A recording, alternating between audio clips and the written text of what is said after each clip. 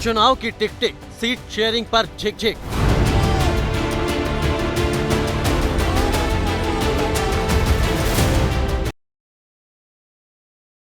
महाराष्ट्र में कौन अघाड़ी? एक मिनट। बिहार में 40 सीटों का रण, कहां फंसा महागठबंधन?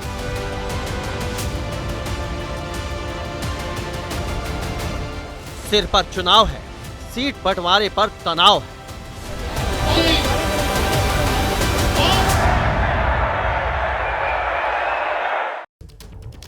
चुनाव की घड़ी नजदीक है। इंडिया गठबंधन हो या फिर एनडीए, दोनों की गाड़ी सीट बंटवारे पर फंसी है।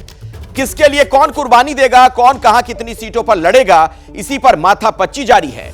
चेहरे मोहरे की सियासत में कौन 19 और कौन 20 पड़ेगा, यह तो वक्त ही बताएगा। लेकिन अब जनता की बारी है, जो सब जानती है।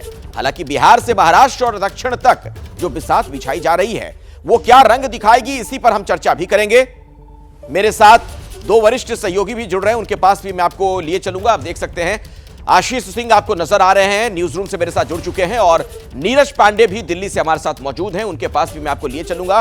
तफसील से पूरी खबर आप तक हम पहुंचाएंगे। दरअसल महाराष्ट्र में एक बार फिर से इंडिया की गाड़ी अटक चुकी है, ऐसा लगता है। आज सीटों का ऐलान टल गया है। महाराष्ट्र कांग्रेस अध्यक्ष का बयान सामने आया कि अभी 1 से 2 दिन और लगेंगे। नाना पटोले ने यह बात कही है, जबकि प्रकाश आंबेडकर इंडिया गठबंधन से बाहर हो सकते हैं।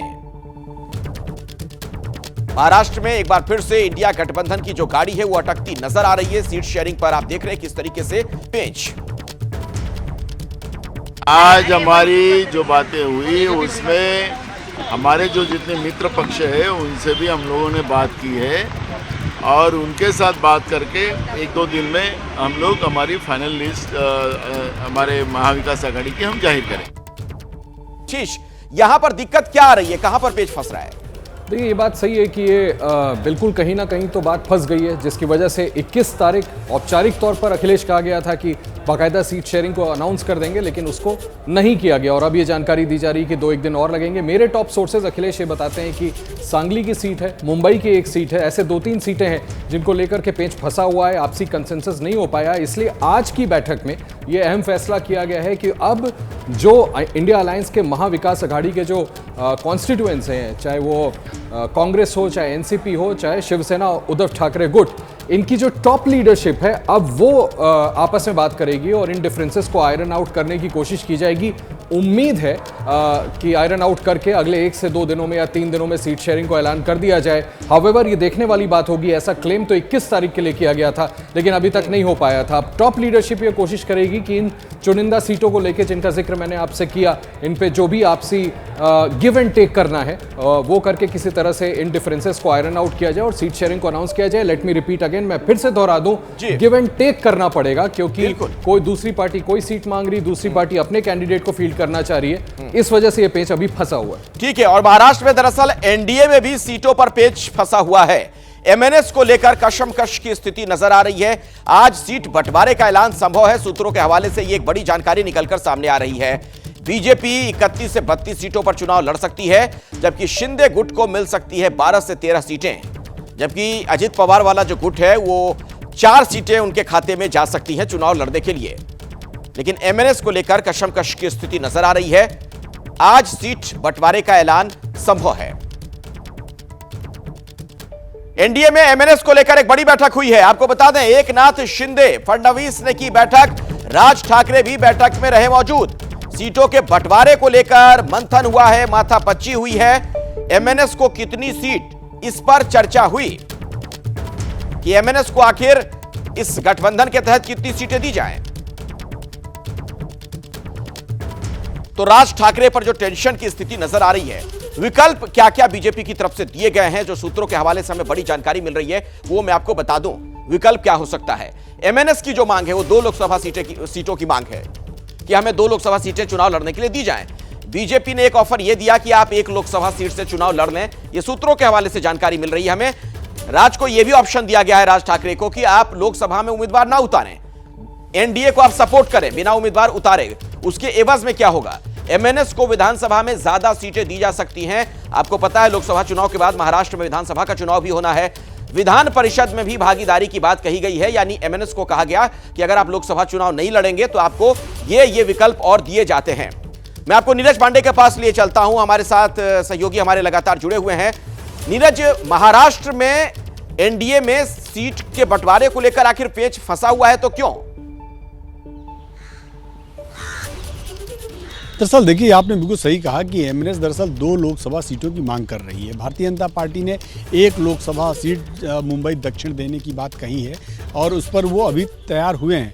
लेकिन एक उसमें पेच और ये है कि एमएनएस ना सिर्फ 2 लोकसभा की सीटें मांग रही है बल्कि विधान परिषद की सीटें और आने वाले समय पर विधानसभा की सीटों में भी अच्छा खासा स्टेक की डिमांड कर रही है। भारतीय जनता पार्टी वो अभी उस पर बात करने को तैयार नहीं। भाजपा का कहना है कि लोकसभा का चुनाव है, लोकसभा का चुनाव पहले कर लेते हैं और 1 सीट मुंबई दक्षिण देने की तैयारी है। इसी को लेकर अभी तक पेच फंसा हुआ। बाकी जो 2 दल हैं उनके साथ शिवसेना जो शिंदे गुट और अजीत पवार गुट एनसीपी का, उनमें ऑलमोस्ट डील फाइनल हो चुकी है। 12 से 13 सीटें आपने बिल्कुल ठीक कहा शिवसेना को दिया जाएगा और 4 सीट के आसपास अजीत पवार गुट को एनसीपी को दिया जाना है। 32 सीटें हैं जो इस पर भारतीय जनता पार्टी चुनाव लड़ सकती है। उन्हीं 32 सीटों में से 1 सीट ऐसी है जो शायद भारतीय जनता पार्टी एमएनएस को दे दी। इसके अलावा भी एक और सीट है अमरावती सीट से शिवसेना गुट का शिवसेना मांग रही है। उसमें भी एक इंटरनल विवाद, जबकि अमरावती की जो सांसद हैं नवनीत राणा, वो भारतीय जनता पार्टी के सिंबल पर चुनाव लड़ना चाहती हैं। वो भी भाजपा के लगातार संपर्क में। तो 2-3 ऐसे फैक्टर हैं जिसकी वजह से अभी तक पर भी हम आगे बात करेंगे। नीरज, दरअसल राज ठाकरे से मुलाकात के बाद शिंदे भी एक्शन में नजर आ रहे हैं। शिंदे ने अपने विधायकों सांसदों से के साथ बैठक की है। उन्होंने अपने लोगों को आश्वस्त किया। 2024 के चुनाव को लेकर मीटिंग में चर्चा हुई है। पदाधिकारियों को बाकायदा जिम्मेदारी सौंपी गई है। शिंदे ने अपने लोगों को आश्वस्त भी किया है।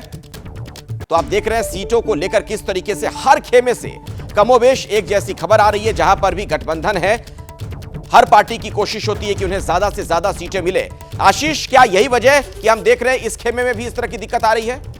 जी हाँ, बिल्कुल। एक दूसरे से ज़्यादा सीटों को एक्सट्रैक्ट करने की कोशिश है, वरना इतना ज़्यादा लिंगर क्यों कर रहा होता। आप देखिए, नीरज बिल्कुल ठीक कह रहे थे और बड़े बड़े दावे दोनों ही तरफ से किए जा रहे थे। सिर्फ इंडिया अलायंस ही नहीं, एनडीए की तरफ से भी, कि बहुत ईजिली इसको वर्कआउट कर लिया जाएगा। और अभी तक आप अपनी सीट शेयरिंग अनाउंस नहीं कर पा रहे। इंडिया अलायंस में क्या दिक्कत है मैंने आपको बता दिया। एनडीए में इस तरह की उम्मीद नहीं की जा रही थी। अमित शाह हो चाहे प्रधानमंत्री मोदी हो, हम ये मान के चलते हैं कि बड़ी डिसाइसिव लीडरशिप है और एक बार जो चीज़ कहेगी एवरीबडी फॉल्स इन लाइन। ये बिल्कुल दिखाता है कि एक दूसरे से ज़्यादा सीटें ऐंठने की कोशिश की जा रही है, आर्म ट्विस्ट करने की कोशिश की जा रही है। मुझे लगता है इस वजह से चीजें लिंगर कर रही हैं। एंड एज आई सेड, अब देखना होगा कि टॉप लीडरशिप दोनों ही गठबंधनों में क्या बात करते हो। बड़ी खबर आ गई है, अरविंद केजरीवाल से जुड़ी हुई खबर। ब्रेकिंग न्यूज दर्शकों को बता दें, दिल्ली हाई कोर्ट से एक तरीके से केजरीवाल को झटका लगा है।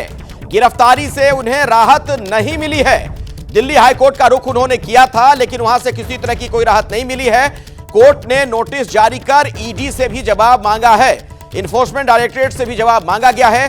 22 अप्रैल को अब अगली सुनवाई होगी। लेकिन जो केजरीवाल उम्मीद कर रहे थे कि गिरफ्तारी से उन्हें राहत मिल जाएगी, वो राहत उन्हें नहीं मिल पाई। इस लिहाज से कह सकते हैं कि अरविंद केजरीवाल के लिए दिल्ली हाई कोर्ट से यह एक बड़ा झटका है। गिरफ्तारी पर रोक से हाई कोर्ट ने फिलहाल इनकार कर दिया है और ईडी से 22 अप्रैल तक इस पूरे मामले में जवाब तलब किया गया है। 22 अप्रैल को अब अगली सुनवाई होगी। उस दिन अदालत का क्या रुख होता है, यह देखना बड़ा महत्वपूर्ण हो जाता है। और इसी खबर पर और ज्यादा जानकारी आप तक पहुंचाएंगे मेरे सहयोगी अंकित गुप्ता इस वक्त फोन लाइन पर जुड़ गए हैं। अंकित जी बिल्कुल अखिलेश, ये अरविंद केजरीवाल के लिए एक बड़े झटके के तौर पर भी देखा जा सकता है, क्योंकि पिछले 2 दिनों के दौरान 2 बार दिल्ली हाई कोर्ट से जिस मांग को लेकर के वो दिल्ली हाई कोर्ट का दरवाजा खटखटा रहे थे वो नहीं मिली है। आज की सुनवाई के दौरान भी लगातार अरविंद केजरीवाल की तरफ से पेश हो रहे वरिष्ठ वकील अभिषेक मनु सिंघवी यही कोर्ट से कहते रहे कि अंतिम मुझे राहत दे दी जानी चाहिए। गिरफ्तारी पर एक तरह से जो उनको राहत मिल जानी चाहिए, वो जांच एजेंसी के सामने पेश होकर के सवालों का जवाब देने के लिए तैयार है। लेकिन जब अदालत का आदेश आया है कुछ मिनटों पहले ही, तो अदालत ने साफ कह दिया है कि अरविंद केजरीवाल जिस राहत की मांग कर रहे हैं, यानी कि गिरफ्तारी ना हो, ये राहत फिलहाल के लिए नहीं दी जा सकती। ईडी से जवाब मांगा है। लेकिन अखिलेश, महत्वपूर्ण क्या है? महत्वपूर्ण यह है कि जांच एजेंसी ने फिलहाल जो है जब अदालत से पूछा कि अरविंद केजरीवाल का स्टेटस क्या है, क्योंकि अरविंद केजरीवाल लगातार अदालत में यही कह रहे हैं कि आखिर मुझे आरोपी के तौर पर बुलाया जा रहा है, मुख्यमंत्री के तौर पर बुलाया जा रहा है या आम आदमी पार्टी के राष्ट्रीय कन्वीनर के तौर पर बुलाया जा रहा है, किस आधार पर बुलाया जा रहा है।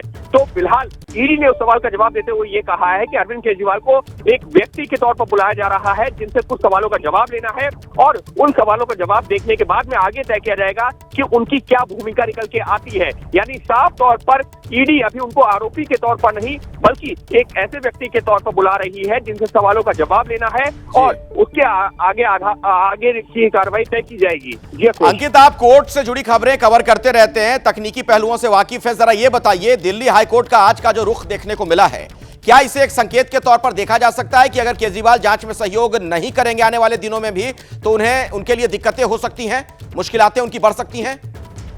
निश्चित तौर पर अखिलेश, और इसमें कोई दो राय नहीं है। उसका जो एक उदाहरण मिला है कोर्ट में सुनवाई के दौरान भी, कोर्ट में सुनवाई के दौरान बाकायदा जो जांच एजेंसी ने कहा कि देखिए इस मामले में जो है के कविता हो, मनीष सिसोदिया हो, उनको भी गिरफ्तार किया गया था, उनको भी समन जारी किए गए थे, वो लोग जांच में भी शामिल हुए थे और जब तथ्य मिले उसके बाद में उनको गिरफ्तार किया गया। लेकिन अरविंद केजरीवाल है कि उनको समन पे समन भेजे जा रहे हैं और वो हाजिर नहीं हो रहे हैं और आखिर वो जो जांच से बचना क्यों चाहते हैं। और इतना नहीं, प्रवर्तन निदेशालय यानी कि ईडी ने तो यहाँ तक कहा कि इस मामले में जांच इसके चलते अरविंद केजरीवाल के पेश न होने के चलते जांच में देरी हो रही है और उसका असर क्या पड़ रहा है? उसका असर ये पड़ रहा है कि सुप्रीम कोर्ट ने जो मनीष सिसोदिया की जमानत याचिका को खारिज करते हुए आदेश दिया था जिसने ये कहा था कि जल्द से जल्द जांच पूरी करके कोर्ट को बताया जाए, तो वो जांच पूरी नहीं हो रही है और जो मनीष सिसोदिया जैसे लोगों के जमानत याचिका पर भी सुनवाई नहीं हो पा रही है। तो ईडी लगातार ये बता रही है कि फिलहाल जब तक अरविंद केजरीवाल सामने नहीं आते, उनसे पूछताछ नहीं होती, उनको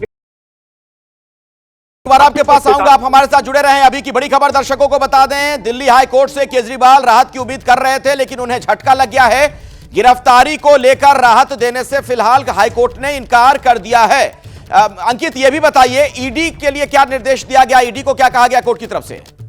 देखिए, ईडी से जवाब मांगा गया है। अरविंद केजरीवाल की तरफ से जो याचिका लगाई गई थी उस पर जो ईडी से जवाब मांगा गया है कि इस पर आपको कहना क्या है, क्योंकि जो है आज महत्वपूर्ण चीज अखिलेश एक और हुई है, वो भी अपने दर्शकों को बता देते हैं। कोर्ट ने ईडी से एक सवाल पूछा कि क्या आपके पास में अरविंद केजरीवाल को एक व्यक्ति के तौर पर भी जो वहां पर आप बुला रहे हैं जो पूछताछ करने के लिए, उसके लिए उसको लेकर के सबूत है? ईडी ने कहा जी हाँ, हमारे पास में सबूत है और उसी आधार पर हम पूछताछ करना चाहते हैं। कोर्ट ने ईडी से पूछा कि क्या वो सबूत है। ईडी ने बाकायदा एक फाइल भी दी है बंद लिफाफे में, जिसको जो कोर्ट को सौंपा गया और कोर्ट में जजों ने करीबन 15 से 20 मिनट तक उस फाइल और दस्तावेजों का अध्ययन किया। अंकित, मैं बीच में आपको रोक रहा हूं, निपुण सहगल भी इस बीच हमारे साथ जुड़ गए हैं। अदालत से जुड़ी खबरें लगातार आप तक वो पहुंचाते रहते हैं। निपुण, आज दिल्ली हाई कोर्ट का ये फैसला, ये आदेश कैसे देखते हैं आप? बिल्कुल, इस आदेश के सीधे सीधे मायने ये हैं कि ईडी को जो चाहे वो कार्रवाई कर सकती है, कोई रोक नहीं है उसके ऊपर। अरविंद केजरीवाल ये चाहते थे कि पहले ये आश्वासन मिले, ये भरोसा मिले या कोर्ट की तरफ से आदेश मिले कि इन्हें गिरफ्तार नहीं किया जाएगा, तभी वो समन पर पेश होंगे। हाईकोर्ट ने ऐसा कोई आदेश नहीं दिया, सिर्फ इस मांग पर जवाब मांग लिया ईडी से, लेकिन सुनवाई 22 अप्रैल को ही होगी। जैसे आज का भी समन है उसका पालन नहीं किया, अब ईडी एक नया समन जारी कर सकती है, फिर से उनको बुला सकती है और ईडी को जब उचित लगेगा, अगर ऐसी जरूरत लगेगी। ईडी बार बार ये कहती रही कि ये कैसे एज्यूम कर रहे हैं, कैसे ये मान ले रहे हैं कि हम इनको गिरफ्तार करने के लिए ही बुला रहे हैं। तो ये और इस तरह की दलीलें नहीं रखी जा सकती, प्रीएम्प्ट नहीं किया जा सकता है कि आप सारी शर्तें लगाने लगे पेश होने से पहले। कहीं ना कहीं हाईकोर्ट ने सबूतों को भी देखा है, बातों को भी सुना है दोनों पक्षों की, और जो स्पष्ट मांग रखी गई थी अरविंद केजरीवाल की तरफ से वरिष्ठ वकील अभिषेक मनु सिंघवी के जरिए कि रोक लगे गिरफ्तारी पर, हाईकोर्ट ने उस पर कोई आदेश नहीं दिया। चलिए, बहुत बहुत धन्यवाद निपुण, वक्त इतना ही है। शुक्रिया आपका इस जानकारी के लिए। अंकित गुप्ता भी हमारे साथ जुड़े हुए थे, आपका भी धन्यवाद। आशीष और नीरज, शुक्रिया आपका भी। तो अरविंद केजरीवाल के लिए जाहिर तौर पर यह एक बड़ा झटका है। बड़ी खबर आपको बता दें, दिल्ली हाईकोर्ट से अरविंद केजरीवाल को झटका लगा है, उन्हें राहत नहीं मिल पाई है। गिरफ्तारी से राहत की उम्मीद वो कर रहे थे। कोर्ट ने नोटिस जारी कर ईडी से भी जवाब मांगा है। 22 अप्रैल को पहले से लंबित याचिकाओं के साथ ही अब सुनवाई होनी है।